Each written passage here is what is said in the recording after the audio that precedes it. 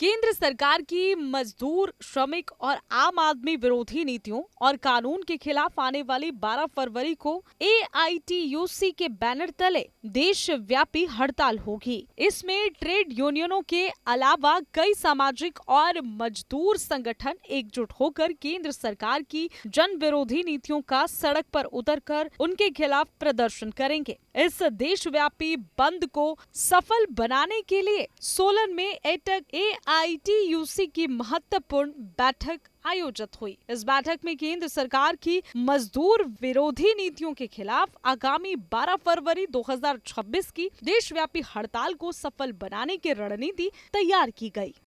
12 फरवरी 2026 को जो केंद्रीय ट्रेड यूनियंस हैं, उन केंद्रीय ट्रेड यूनियनों के संयुक्त आह्वान पर हड़ताल रखी गई है।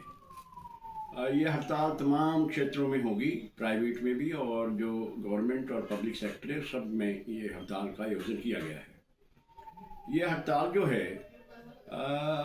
100 वर्षों से के लंबे संघर्ष में मजदूर वर्ग ने जो श्रम कानून अपने लिए बनवाए थे, हासिल किए थे, बड़ी कुर्बानियाँ देकर, जेलों में जाकर, उनको जो मोदी की सरकार है, भाजपा की सरकार है, उसने निरस्त कर दिया है।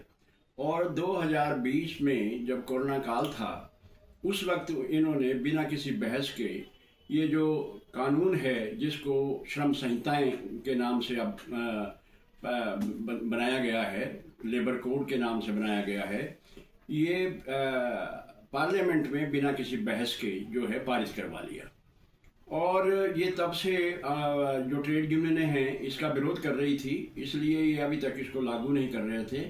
लेकिन इस पिछले महीने में इन्होंने इस बारे में एक नोटिफिकेशन कर दिया कि अब ये जो पुराने कानून है ये नहीं होंगे श्रमिक वर्ग के लिए, और ये जो हमने श्रम संहिताएं और जो लेबर कोड बनाए हैं, अब ये इसके मुताबिक ही सारा जो कानून है श्रमिकों के बारे में वो चलेगा।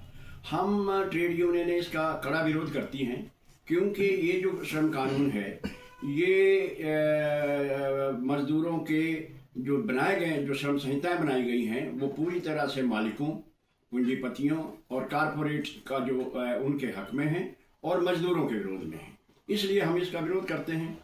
और इसमें हमारी ये मांग है कि हमारे जो पुराने लेबर कानून हैं, लेबर लॉ है, उनको जो है बहाल कर दिया जाए और ये जो श्रम संहिता है इनको रद्द किया जाए। ये मुख्य मांग है हमारी। केंद्र सरकार की मजदूर, श्रमिक और आम आदमी विरोधी नीतियों और कानून के खिलाफ आने वाली 12 फरवरी को एआईटीयूसी के बैनर तले देशव्यापी हड़ताल होगी। इसमें ट्रेड यूनियनों के अलावा कई सामाजिक और मजदूर संगठन एकजुट होकर केंद्र सरकार की जन विरोधी नीतियों का सड़क पर उतरकर उनके खिलाफ प्रदर्शन करेंगे। इस देशव्यापी बंद को सफल बनाने के लिए सोलन में एआईटीयूसी की महत्वपूर्ण बैठक आयोजित हुई। इस बैठक में केंद्र सरकार की मजदूर विरोधी नीतियों के खिलाफ आगामी 12 फरवरी 2026 की देशव्यापी हड़ताल को सफल बनाने की रणनीति तैयार की गई।